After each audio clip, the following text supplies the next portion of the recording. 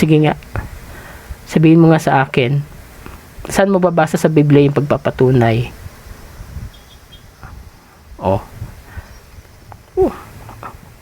At saka yung sinasabi yung prophecy kay Felix Manalo, yung ibong mandaragit. Pwede ba?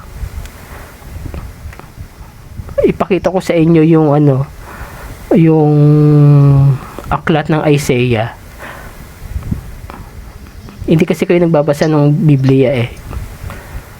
Hindi nga ninyo yata binasa yung aklat ni Isaiah eh. Di ba? Hindi nyo binasa.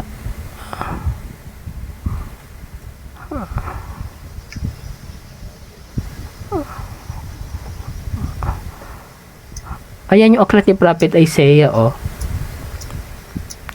Ayan yung aklat ni Prophet Isaiah. Yan yung kwento. Ang aklat ni Prophet Isaiah nahati sa 3. Basahin ninyo, mababasa niyo naman yan sa aklat eh. 'Di ba? Yung divided kingdom kung saan nahati sa 2 yung kaharian ni David. Yung exile kung saan pinatapon ng Israel sa Assyria, ang Judah sa Babylonia. At yung return kung saan yung Judah pinabalik sa lupain nila sa pamamagitan ni Cyrus the Great. Okay. Kung mapapansin nyo dito sa aking presentation, okay, yung tinutukoy, no, na ibong mandaragit, na ang kanyang layunin ay tuparin ang plano ng Diyos na ibalik ang mga Israelita sa Judah, si King Cyrus the Great ang gumawa nun. No? Saan mo ipapasok dito si Felix Manalo dito sa kwento ng aklat ni Prophet Isaiah? Saan mo siya ipapasok dyan? Sige, isa-isayin natin to kapatid ha. I-discuss natin. Okay. Ang aklat ni Prophet Isaiah po, no, isa po siya sa major prophets kasi ang aklat ni Prophet Isaiah makapal po siya. Kumbaga ba mahaba yung period of kanyang prophecies, no? Now, huwag niyo muna basahin ang aklat ni Prophet Isaiah kasi magulo po yun eh. Puros mga prophecy naman nun eh. Konti lang ang kwento. Now, kailangan basahin niyo muna yung kwento sa likod ng aklat ni Prophet Isaiah. Saan niyo mababasa yung kwento sa likod ng aklat ni Prophet Isaiah, yung kanyang backstory? Mababasa niyo po yan sa 3 aklat ng Biblia sa Old Testament. Yung 2nd Book of Kings, Ezra at Nehemiah. Itong 3 aklat na ito sa Old Testament, ito po yung istorya ng aklat ni Prophet Isaiah. Ito yung pinaka-backstory. Okay?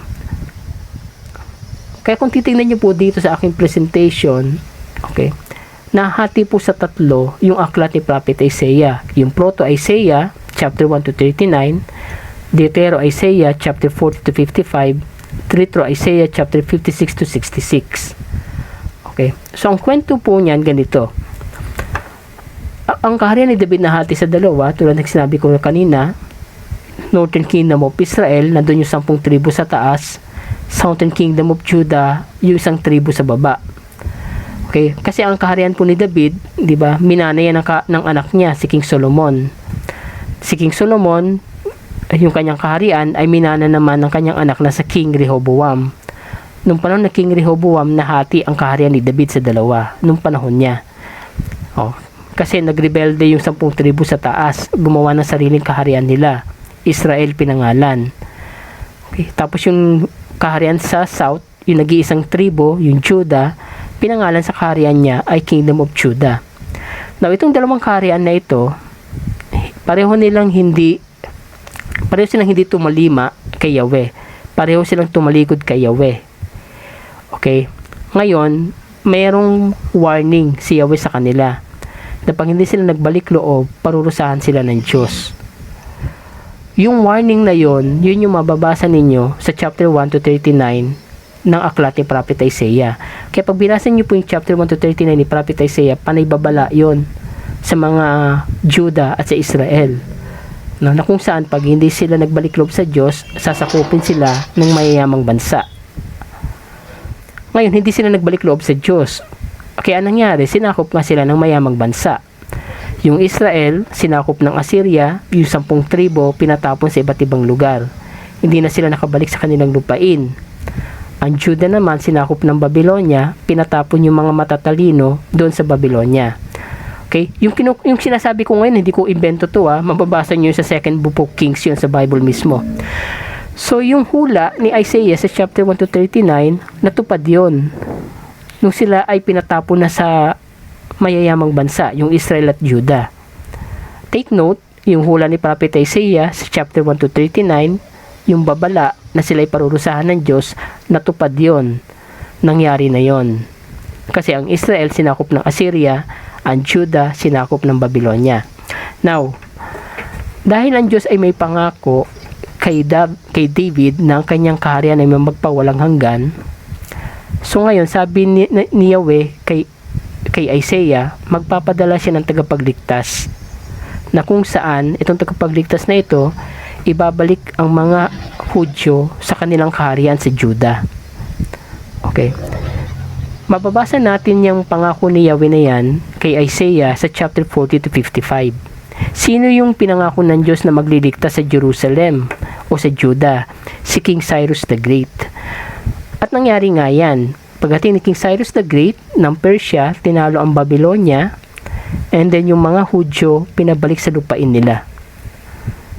So, yung pong chapter 40 to 55, ang tinutukoy po dyan na tagapagligtas ng Jerusalem, yung ibong mandaragit, walang iba kundi si King Cyrus the Great ng Persia. Kung ibabasin natin sa kwento ng aklat. Okay. Kaya makikita ninyo yung araw, yung chapter 40 to 55 ng Deutero Isaiah, natupad po yan nung panahon ni King Cyrus the Great na mababasa po natin yan sa Ezra at Nehemiah. Okay. Ngayon ang tanong, sabi kasi ng mga iglesia ni Cristo, si Felix Manalo daw yung binabagit na ibong mandaragit sa chapter 46.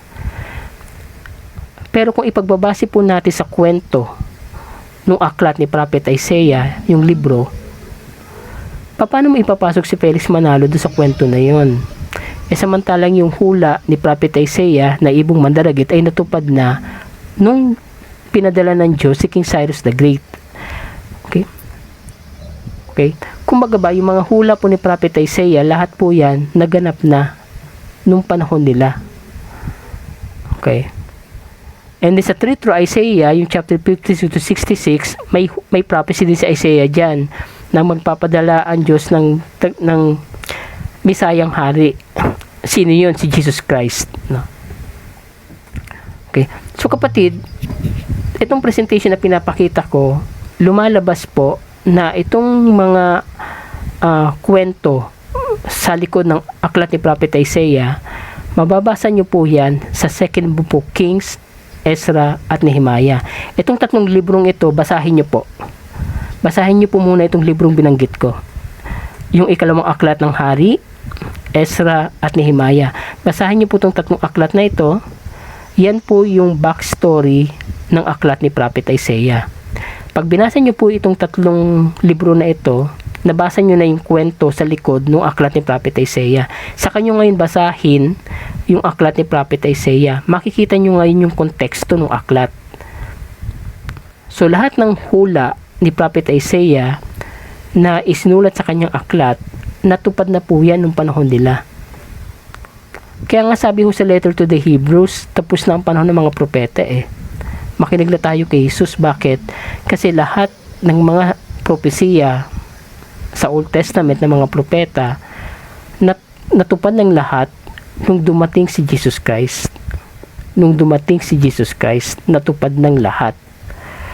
Kaya wala pong hula si Prophet Isaiah na tumutukoy sa 19th century. Wala pong hula si Prophet Isaiah na tumutukoy sa panahon natin. Kasi natapos ng lahat, natupad ng lahat ng panahon na yon. Okay? Kaya yun yung problema sa sa mga iglesia ni Cristo. Ganito po ang style ng iglesia ni Cristo. Kukuha yan ng Bible verse, tapos bibigyan nila ng sariling interpretation yan.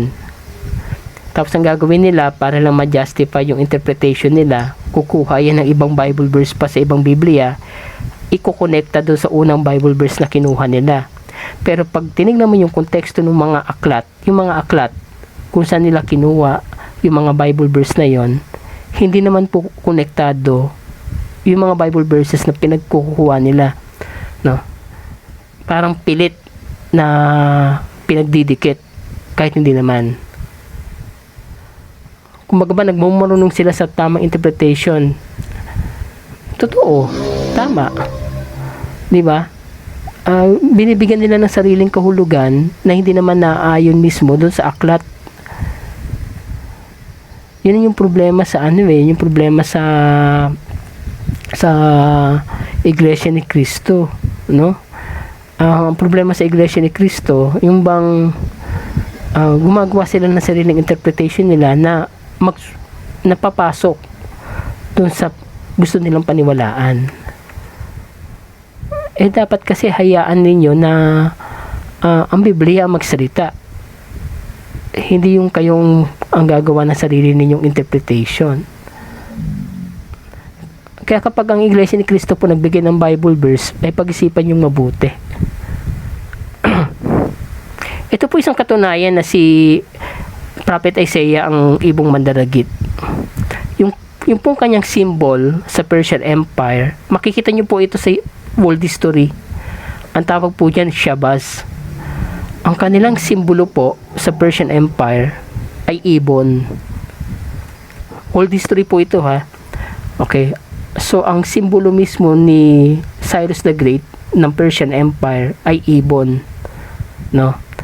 Ay nakalagay, the winged figure was a symbol of the Persian Empire and has been associated with the reign of Cyrus the Great. Kaya tamang-tama yung pagkakasabi ni Prophet Isaiah na ibong mandaragit. At kasi naman, kung titingnan mo naman talaga yung kwento ng aklat ni Prophet Isaiah, talaga naman si Cyrus the Great yung tinutukoy na ibong mandaragit doon. No, hindi naman talaga si Felix Manalo. No, ang problema nga, yun nga katulad ng binanggit ko, gumagawa sila ng sariling interpretation nila. Pero walang Bible scholar na sumusuporta sila sa ganyang klaseng interpretation, sa totoo lang.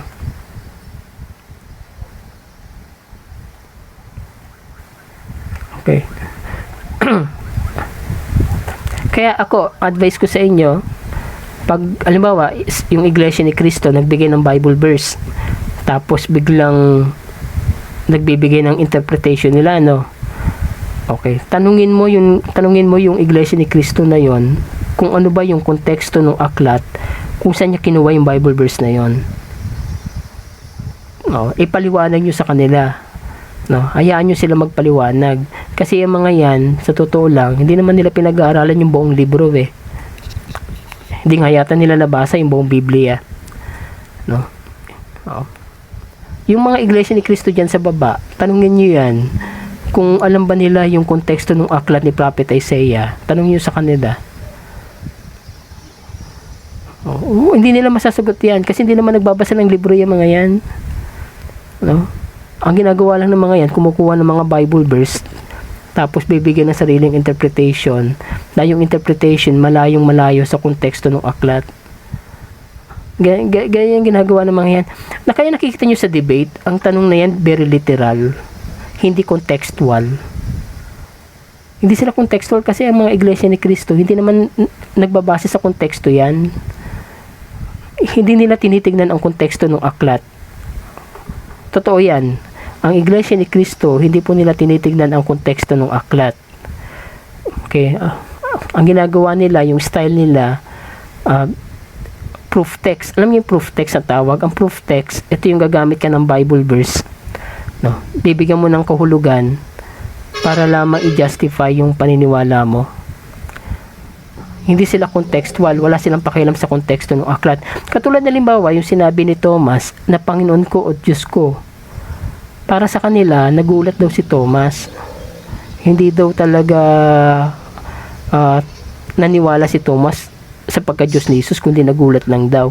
Pero alam niyo po, kapag binasa ninyo yung buong aklat ng Gospel of John at pinag-aralan niyo yung konteksto ng aklat, yung pong pahayag ni Thomas na Panginoon ko at Diyos ko, naka-align po siya doon sa buong aklat ni John. Bakit? Kasi po, ang gospel ni John, ang layunin nito, ipakilala si Jesus bilang Diyos. Yan po ang layunin ni John, actually. ipakilala niya si Jesus bilang Diyos. Kaya yung pahayag ni Thomas na Panginoon ko, Diyos ko, hindi po yung nagulat. Yun po ay salita na nagpapatibay sa layunin ni John na ipakilala si Jesus bilang Diyos. No? Baka tanungin nila, paano kung nasabi na yun ang layunin ni John? No? May papakita po ako sa inyo, ha. Papakita lang ako sa inyo. Ayusin ko lang yung aking wait lang, yung aking presentation. Papakita ko sa inyo.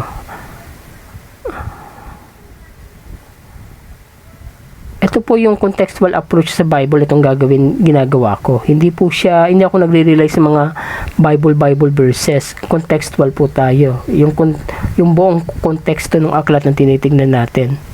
Okay. Kung titingnan nyo po, makinig ko kayo sa akin, ha. Kung titingnan nyo po, meron tayong 4 na ebanghelyo, right, sa New Testament. Yung 4 na ebanghelyo na yan, iba-iba ang kanilang setting. Alam niyo yung mga teleserye, di ba, pag may setting, yung unang araw, yung pinaka-pilot episode, yun yung pinaka-setting, Ibig sabihin, doon yung makikita kung ano yung magiging palabas sa mga susunod na panahon, no? Ang Gospel of Matthew po, saan nagsisimula ang Gospel of Matthew? Ang Gospel of Matthew ay nagsisimula sa family tree ni Jesus Christ. So, doon makikita kung saan galing si Jesus. Galing siya sa lahi ni David.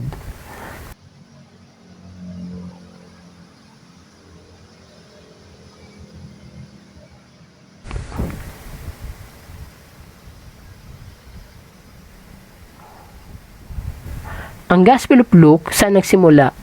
Sa templo, kung saan nagpakita si Sakaraya. Yung 3 ebanghelyo po, yung Matthew, Mark, Luke, lahat sila nagsisimula ang kanilang gospel, yung pinaka-setting sa lupa. Matthew, family tree ni Jesus Christ. Mark, nagsimula sa ilang. Luke, sa templo. So, yung kanilang yung setting ng kanilang gospel, nasa lupa. Pero ang setting ng Gospel of John, saan? Hindi sa lupa, kundi bago palikain ng lupa. Kaya nga ang Gospel of John nagsisimula sa salitang in the beginning. In the beginning meaning Genesis. Diba? Genesis is in the beginning.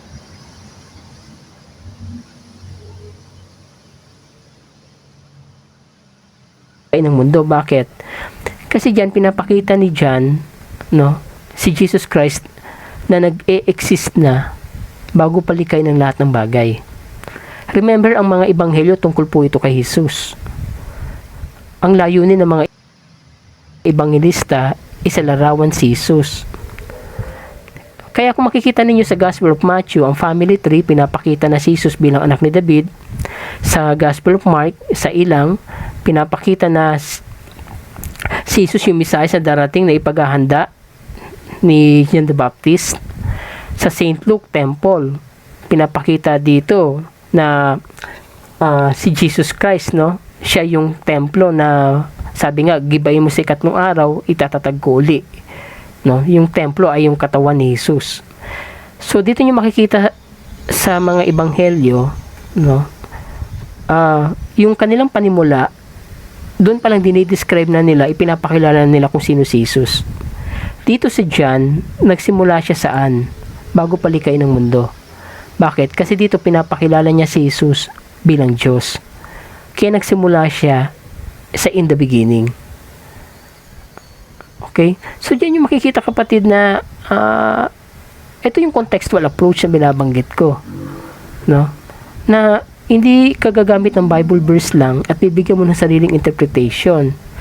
Ang tunay na pag-aaral ng Biblia, yung konteksto mismo ng aklat ang tinitignan. Ngayon, dahil sa Gospel of John, pinakita natin dito na pinapakilala ni John si Jesus bilang Diyos. Yung mga pahayag ni Thomas na Panginoon ko, Diyos ko, sinadya ni John na ilagay yung kwento na yon sa Gospel niya. Doon sa tatlong gospel sa Matthew, Mark, Luke, wala po kayong makikitang gunong narrative na si Thomas na yung doubting Thomas na narrative. Hindi nyo po yun makikita doon sa tatlong gospel. Makikita nyo lang po yun sa Gospel of John. Bakit? Kasi mahalaga sa Gospel of John yung kwento na yun eh. Yung mga pahayag na yun ni Thomas na Panginoon ko, Diyos ko, mahalaga yun. Kasi yun ang susuporta sa layunin ni John na ipakilala si Jesus bilang Diyos. Kaya hindi po pwede na si Thomas ay nagulat lang nung sinabi yon. Di ba? Kung titingnan ninyo, masyado namang magiging shallow yung kwento ng Ebanghelyo, no? Kung yung binanggit ni Thomas na yon ay parang nagulat lang na, oh my God. Kapag gano'n lang yung interpretation mo sa mga pahayag ni Thomas, para namang ibinaba mo, ginawa mong napaka-shallow naman nung narrative na yon. Samantalang ang Gospel of John po, yan po ay highly theological. Hindi po yan mababaw. No? At saka isa pa po, yung sinasabi nilang nagulat na o Panginoon ko, Diyos ko, nagulat lang daw. Alam niyo po sa ating mga Pilipino, kultura po natin yan. Na kapag tayo nagugulat, sinasabi naman talaga namin, Diyos ko, minsan nga Sus Mariosep, di ba? Sa English naman, kultura nila yan, oh my God. Yun po ay kultura natin at kultura sa panahon natin ngayon. Nung panahon ng mga Hudyo, hindi po nila kultura gamitin ang pangalan ng Diyos pag nagugulat sila. Alam niyo bakit? Sa kultura ng mga Hudyo, hindi nga nila mabanggit ang pangalan ng Diyos. Hindi nila mabanggit ang pangalan ng Diyos. Kasi bawal banggitin ang pangalan ng Diyos sa mga bagay na walang kabagay-bagay. Pero si Thomas, bakit niya nabanggit ang pangalan ng Diyos na Panginoon ko, Diyos ko? Bakit niya nabanggit? Kasi si Thomas ng panahon na yun, sinasamba niya si Jesus. Sumasamba siya si Jesus nung binanggit niya yun. Kaya nga sabi niya, Panginoon ko, Diyos ko. Yun ay mga salitang pagsamba. Kaya okay lang nabanggitin ni Thomas yung pangalang Diyos. Okay lang na binanggit ni Thomas yung salitang Diyos. Kasi yun ay salitang pagsamba. Pero kung yung mga salita na yun, sasabihin natin na si Thomas nagulat lang, hindi po siya naaayon sa kultura ng mga Hudyo. Kaya nga po kung konteksto ng aklat ni John ang pag-uusapan, hindi po pwede na yung mga salitang binanggit ni Thomas ay salitang nagulat. Kasi hindi po siya naaayon sa kultura ng mga Hudyo. Again, sa mga Hudyo, ang pangalan ng Diyos ay hindi po nila binabanggit. Bawal po yun sa kanila. Okay. Si Thomas, okay lang na nabanggit niya kasi yung kanyang pagkakasabi na Panginoon ko at Diyos ko, yun po ay paraan ng pagsamba kay Jesus. Hindi po siya nagulat. Wala po sa kultura ng mga Hudyo na kapag nagugulat ay binabanggit ang pangalan ng Diyos. Wala po sa kultura nila yan. Nasa kultura natin. Pero remember, ang Bible po, isinulat po yan nung panahon ng mga Hudyo. Nung panahon na ang kultura, ibang-iba sa kultura natin.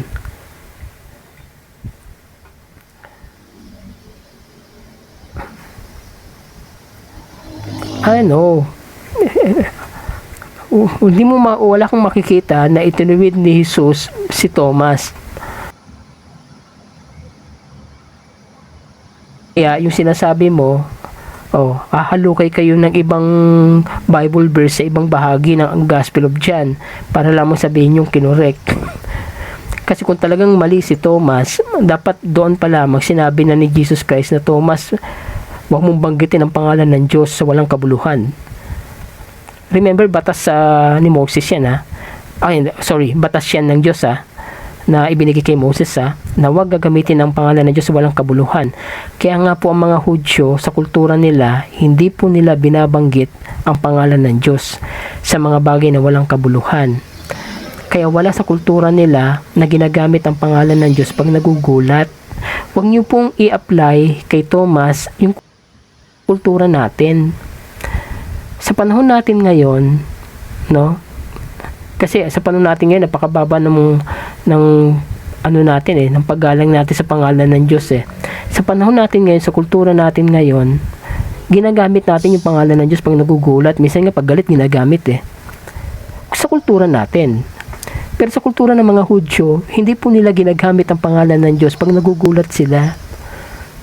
Kasi bawal nga sa kanila yun eh. Nabanggitin ang pangalan ng Diyos eh. Ingat na ingat sila. Binabanggit nila ang pangalan ng Diyos pag sumasamba. Kaya nga po si Thomas, nung sinabi niya kay Jesus na Panginoon ko at Diyos ko, okay lang na sabihin niya yon. Kasi yung ginagawa ni Thomas ay pagsamba kay Jesus bilang Panginoon at Diyos. Oh, ito, magtatanong, naniniwala ka ba na ang tunay na Diyos nalalaman ng lahat ng bagay? Ang Diyos. Pero ang pagkatao niya, may limitasyon. Remember, ang Diyos nagkatawang tao, ha? Kaya nga si Jesus bilang tao nagutom, bilang tao napagod, bilang tao umiyak, bilang tao nagutom, bilang tao nauhaw. Okay? So bilang tao, merong limitation si Jesus bilang tao. Pero ang pagka-Diyos niya, walang limitasyon. Kaya nga bumuhay siya ng patay. Doon umiral ang pagka-Diyos niya. Pinagaling niya ang bulag. Doon umiral ang pagka-Diyos niya. Hindi ang pagkatao niyang umiiral. Limitasyon ni Jesus na nakasulat sa Ebanghelyo para ipagdiinan nyo na tao lamang siya. And yet, yung mga kapangyarihang pinakita ni Jesus tulad ng pagbuhay ng patay, tulad ng pagpapagaling ng mga may sakit, hindi ninyo tinitingnan na ito ay basihan din ng pagka-Diyos niya. Okay? Yung mga pagkakataon na sinasabi daw na hindi alam daw ni Jesus kung kailan darating ang takdang panahon, siya po ay nagsasalita sa estado ng pagkatao. Remember, tao po kausap niya, ha? Kaya nga si Jesus umiiyak eh. Si Jesus nagugutom. Meron bang Diyos na nagugutom? Kasi umiiral yung pagkatao niya doon. Remember, si Jesus ay 100% divine, 100% human. Tao siya na totoo, pero Diyos siya na totoo at the same time. So si Jesus, meron siyang limitasyon bilang tao. Pero makapangyarihan siya bilang Diyos.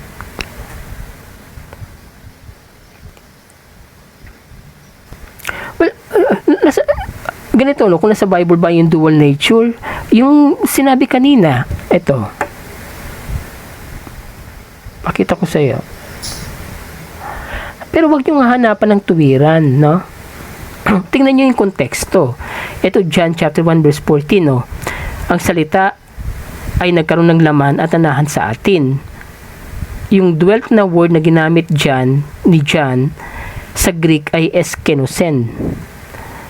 Yang salitang eskenosen na Greek, ginagamit lamang po yan sa Old Testament kapag ang tinutukoy ay yung Espiritu ng Diyos bumababa sa lupa. Actually, hindi lamang yan isang beses na ginamit eh. 3 beses yan ginamit sa Old Testament. Yung word na eskenosen po 3 beses lamang yan ginamit sa Old Testament, na every time na ang Espiritu ng Diyos o glory o Spirit of God bumababa sa lupa, ginagamit nila ang salitang eskenosen. At yung salitang eskenosen, yan yung ginamit ni John sa kanyang sinulat dito sa John chapter 1 verse 14. Na the word became flesh and dwelt among us. So, diyan makikita na ang Diyos ay bumaba sa lupa nung siya ay nagkaroon ng laman. Okay? So, yan yung ang konteksto niyan, Diyos na nagkatawang tao. No? Yung word na nagkatawang tao, definitely hindi mo naman yan literal na mababasa sa Bible, pero yung konteksto niya, mababasa mo sa Biblia. Kapatid, pag sinabing biblical, hindi kinakailangan mabasa word for word. Pag sinabing biblical, yung konteksto ng isang bagay o konsepto ng isang bagay ay mababasa mo sa Bible. Biblical yon.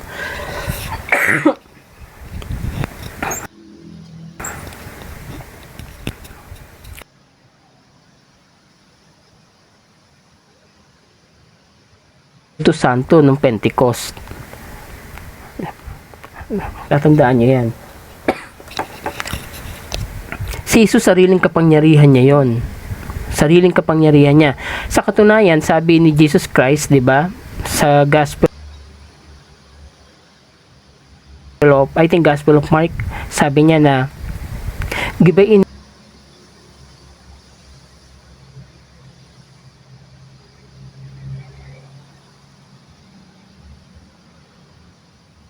yung templo na tinutukoy niya ay yung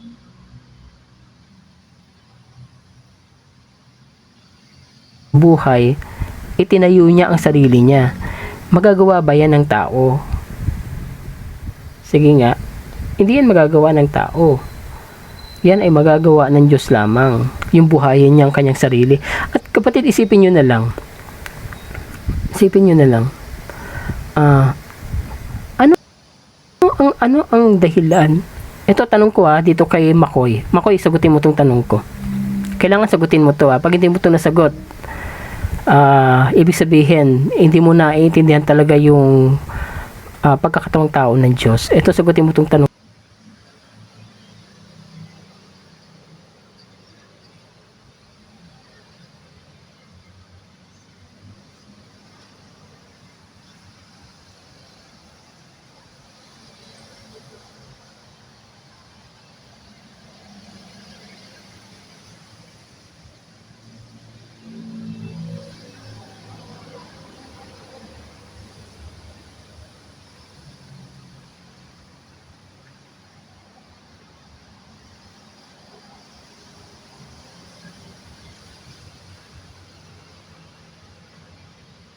Na isang birhen lamang. Bakit wala siyang biological father?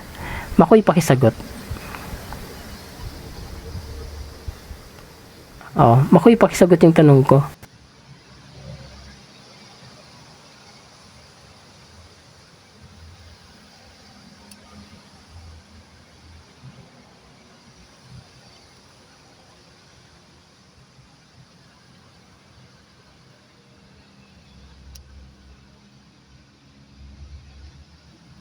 Kung sa paniniwala ninyo na yung kaligtasan natin ipinaubayan ng Diyos sa tao na si Jesus, bakit kailangan siyang isilang ng isang birhen? Bakit iisa lamang ang biological parent niya? Anong dahilan?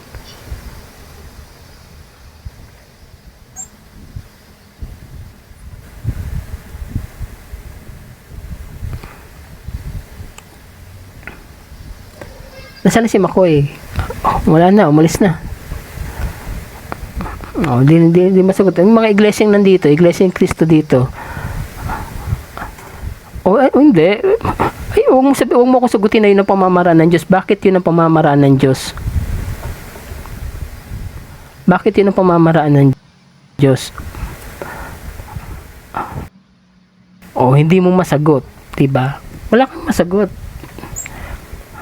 Tapos sasabihin nyo, hiwaga. Hindi mo sagot mo sa akin, tanungin mo mismo ang Ama, anong klaseng sagot yan? Kung ang kaligtasan naman pala natin, ipapaubaya lang ng Diyos sa isang tao, bakit kailangan pa siyang isilang ng isang birhen? Bakit wala siyang biological father? Sagutin nyo tanong ko. Tanong mo yan doon sa mga kasamahan mo sa Revealers. Sagutin nila yung tanong ko. Diba? Anong dahilan?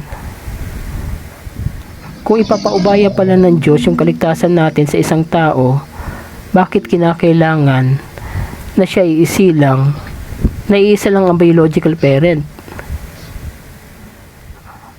Hindi, sagutin mo na lang ako, Makoy. No?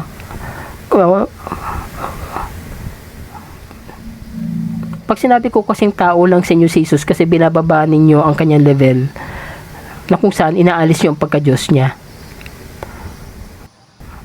Yung word na lang, ginagamit yon kapag ibinababa mo ang level ng isang bagay o isang tao. So si Jesus kasi, para sa inyo, tao at hindi Diyos. Sa amin kasi, Diyos at tao, dalawa. Sa inyo kasi isa lang. Kaya ginagamit ko salitang lang. Okay? Ngayon, ang tanong ko nga, Makoy, sagutin mo yung tanong ko. Kung ipapaubaya pala ng Diyos ang kaligtasan natin sa isang tao na tulad natin, bakit kailangan siyang isilang ng isang birhen? Bakit wala siyang biological father? Anong reason? Ano dahilan? Pag mo sabihin sa akin na itanong ko sa Diyos, katarantaduhang sagot yan. Sagutin mo yung tanong ko. Huwag niyo sabihin sa akin na plano ng Diyos na siya ay, there must be reason. Meron siyang reason, merong teolohiya yan. Kayo wala kayong masagot. Yan ang problema kasi ang tingin nyo nga kay Jesus ay tao. Tao at hindi siya Diyos at the same time. Kami, masasagot namin ang tanong na yan. Bakit si Jesus isinilang na iisa lang ang biological parent? Una, ang ama niya kasi Diyos Kaya nga si Jesus ay Diyos. Ang nanay niya, tao. Kasi nga si Jesus, tao din. Si Jesus, taong totoo, kaya nanay niya ay tao, at Diyos na totoo, kasi tatay ang Diyos. Sa amin may sagot ang Catholic. Kayong mga iglesia ni Cristo, wala kayong masagot sa tanong ko. Bakit? Kasi para sa inyo, si Jesus, tao lang at hindi siya Diyos Kaya nga kapag tinanong kayo, bakit kung ipaubayan naman pala ng Diyos sa isang tao ang kaligtasan natin, ang tanong diyan, bakit kinakailangan siyang isilang sa isang birhen?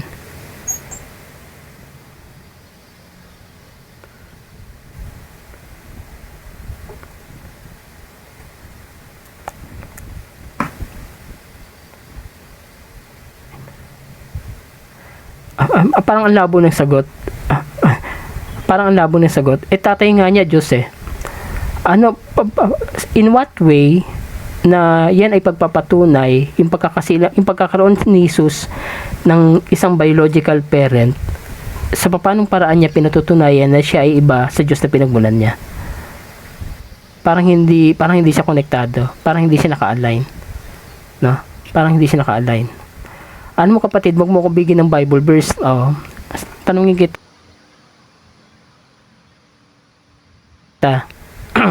Ano ang konteksto ng aklat?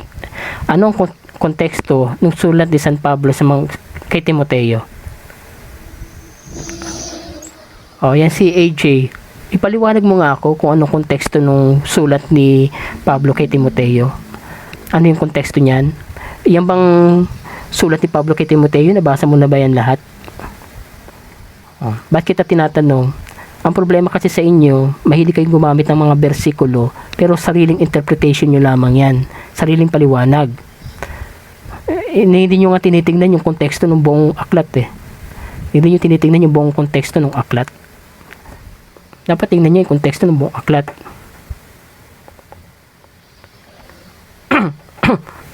Hindi nyo sinasagot, sapagkat kung espiritu daw nabababa si Kristo sa mundo, paano daw siya makikita? Hindi nyo sinasagot yung tanong ko. Wala nga problema doon sa pagkakatawang tao niya, di ba? Sabi nyo nga, tao si Jesus Ang tanong ko nga, bakit kailangan siya magkaroon? Bakit wala siyang biological father? Bakit? Di ba? Tao si Kristo, sabi nyo.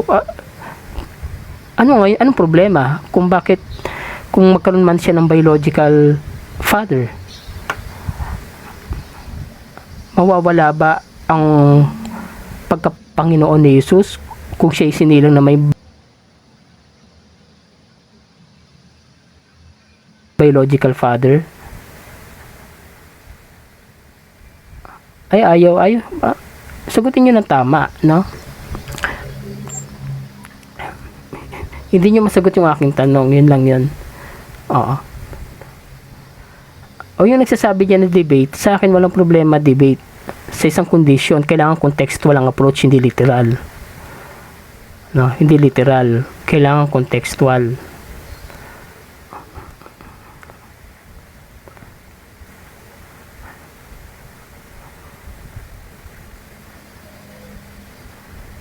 Kaya nga, yun nga yung problema sa mga iglesia ni Cristo Sorry dahil sa totoo lang naman, hindi naman kayo nagbabasa ng Biblia talaga. Yung kayong mga miyembro, sabi nyo nga, hindi kasi kayo sugo Kaya nagbabasa lang ng Biblia sa inyo yung mga ministro ninyo. Ay, pag tatanungin ko kayo sa konteksto ng aklat, hindi naman kayo nagsasalita. Di ba? Kasi hindi kayo nagbabasa ng Biblia. Ako sa inyo, ito hamon ko. Ito totoo to Hamon ko ito sa inyo. sincero itong hamon. Okay. And then, pakinggan nyo yung ministro ninyo. Pakinggan nyo yung ministro ninyo. Kapag gumagamit sila ng Bible verse at nagpapaliwanag sila, i-validate ninyo kung yung paliwanag nila sa Bible verse na yon ay alinsunod doon sa konteksto ng aklat. Okay. Kailangan yung kanilang paliwanag sa Bible verse na yon, kailangan yun ay naka-align sa konteksto mismo ng aklat. Hindi po pwede hindi. Okay. Kasi kayo mismo mag-validate, no? Yan ang hamon ko sa inyo. Kasi kung talagang ang problema kasi siguro nasanay kasi kayo na tinuruan na mahalin yung simbahan ninyo eh. Di ba? Bata pa lang kayo siguro, yan na yung tinuro sa inyo, mahalin ang simbahan ninyo. Ang problema, hindi dapat yung simbahan ang minamahal eh. Kundi yung katotohanan. Di ba? I mean, mahal nyo nga simbahan nyo kung hindi naman nagtuturo ng katotohanan. Di ba? Katotohanan ng hanap ninyo, ha? Pag-aralan ninyo yung Biblia, bawat aklat. May ibibigay po ako sa inyong 14 na libro na kapag nabasa nyo itong 14 na libro ng Bible, nabasa nyo na yung buong kwento ng Biblia. Ito dito kayo magsimula. Suggestion ko sa 4 na libro na ito. Bibigay ko sa inyo ngayon, babanggitin ko. Nabanggit ko na ito sa mga nakarang video ko. Genesis, basahin nyo Genesis. Exodus, basahin ninyo. Numbers, basahin ninyo. And then, Joshua, Judges, 1 Samuel, 2 Samuel, 1 King, 2 King, Ezra, Nehemiah, 1 Maccabees, Luke, and Acts. Yung 14 na libro na yan na binanggit ko, pag binasa nyo yan, nabasa nyo na yung buong istorya ng Bible. Doon muna kayo magsimula. Doon sa 14 na libro na yon. Kasi kapag binasa nyo yung 14 na libro na yon, tuloy-tuloy yun eh. Tuloy-tuloy siya. Okay, banggitin ko yung 14 na libro, ha? Para doon sa mga bago. Ito yung 14 na libro ng Bible na pag binasa nyo, nabasa nyo na yung buong istorya ng Biblia, tuloy-tuloy. Walang putol. Genesis, Exodus, Numbers, Joshua, Judges, 1 Samuel, 2 Samuel, 1 King, 2 King, Ezra, Nehemiah, 1 Maccabees, Luke, and Acts. Pag binasa nyo yung 14 na libro na yan, nabasa nyo yung buong istorya ng Bible. Dapat ganun kasi ang pag-aaral ng Biblia, binabasa yung libro, hindi Bible verse, hindi pasugo. Okay, kailangan yung Biblia mismo babasahin yung buong libro. Magbasa naman kayo, no, sa mga iglesia ni Cristo nandito.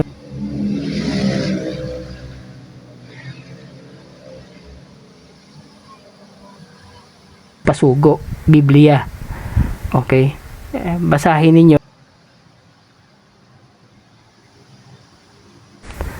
Okay. And then pag nabasa nyo na yung 14 na libro na binanggit ko, so nalaman nyo na yung buong istorya, no?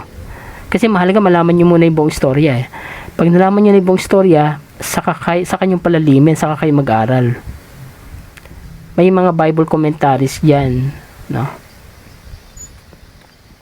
Ang problema kasi doon sa iba, masyado kayong sinanay ng mga ministro ninyo na mag-Bible verse eh. No? Rapture. Hindi totoo yung rapture. Kasi pag yung rapture na yan, lumalabas sa 2 beses babalik si Jesus eh.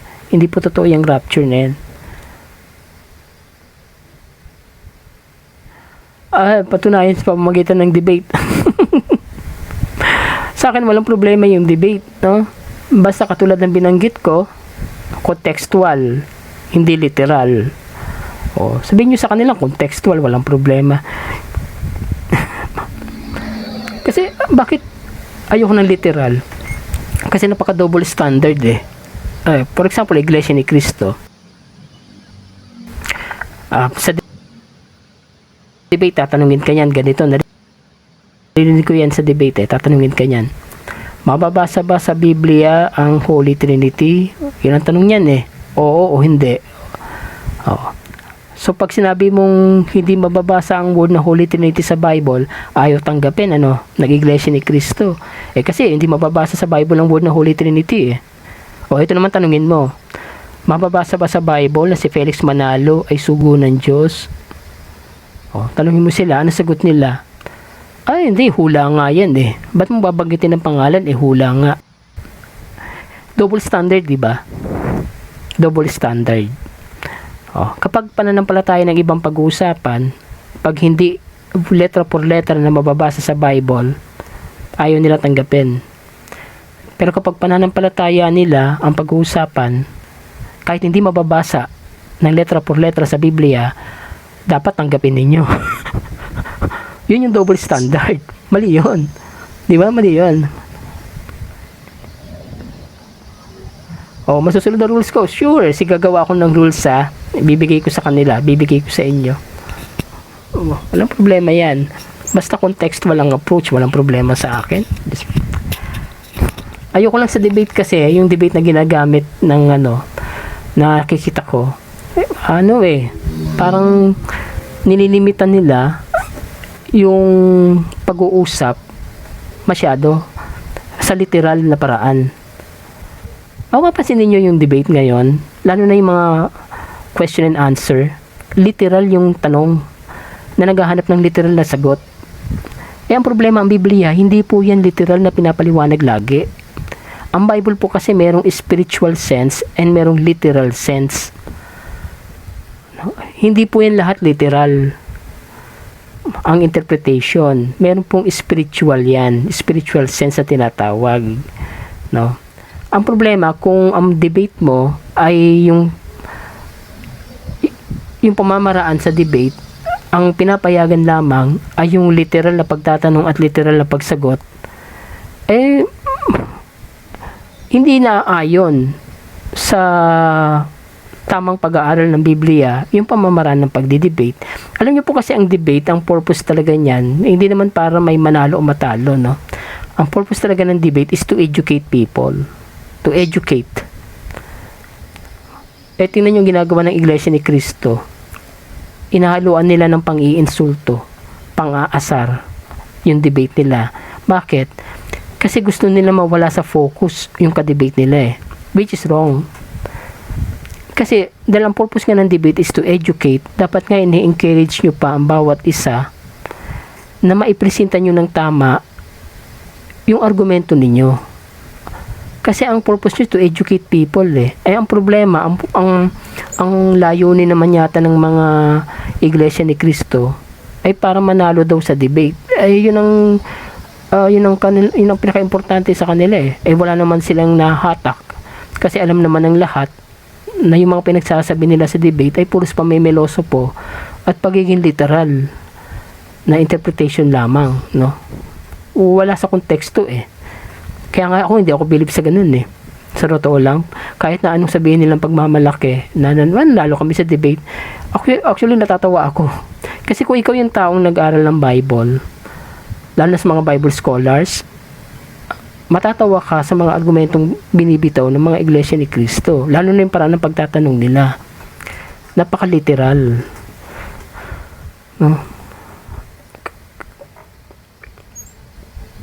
Kaya hindi po pwedeng hindi po pwedeng literal yung mga sagot, Kaya yung pamamaraan po ng debate, yung style ng debate na ginagamit, hindi po siya naangkop sa contextual approach ng Catholic. Ang Catholic po kasi, ang approach natin sa Bible ay contextual. Ang Iglesia ni Cristo, ang approach nila sa Bible ay literal. Literal ang approach nila sa Bible. Ang debate na ginagamit kadalasan dito sa TikTok, nagre-require na literal na tanong at sagot. So, sino ang lamang doon sa ganung klaseng style ng debate? Ang Iglesia ni Cristo ang lamang doon. Kasi sa kanila, ang approach nila sa Bible ay literal. Tayong mga Catholic, ang approach natin sa Bible ay contextual. So, paano mo sasagutin ng contextual ang isang literal na tanong? Sa debate po kasi, na ginagamit nila, literal yung tanong na kailangan sasagutin mo ng literal. Yun yung problema doon contextual ka, paano mo sasagutin ngayon yung literal na tanong? Contextual ang approach mo sa Bible. So, yun yung binabanggit ko na dapat yung style ng debate, hindi mo nire-restrict yung argumento sa literal na pamamaraan ng paglalahad.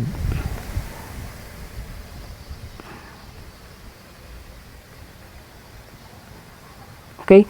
So, walang masama sa pakikipag-debate, pero yung pamamaraan, kailangan patas. Hindi dapat, ang concern ko kasi yung style of debate na ginagamit. No? Yung style ng debate. Actually, sa ibang bansa, pag nakita mong nakipag-debate ang Catholic pati sa mga Protestant, yung debate nila, makita mo yung kanilang discussion, contextual, pareho, no? Nagpapaliwanagan. Dito yung style ng debate na ginagamit, kasi lalo na sa revealers, yung ginagamit na style ng debate, pabor sa kanila yung style ng debate Kasi yung style ng debate na ginagamit nila, nagre-require ng literal na tanong at literal na sagot Yun yung problema doon. Katulad nun, minsan may nagtanong sa akin sa debate, alam ba ni Cyrus the Great na siya ay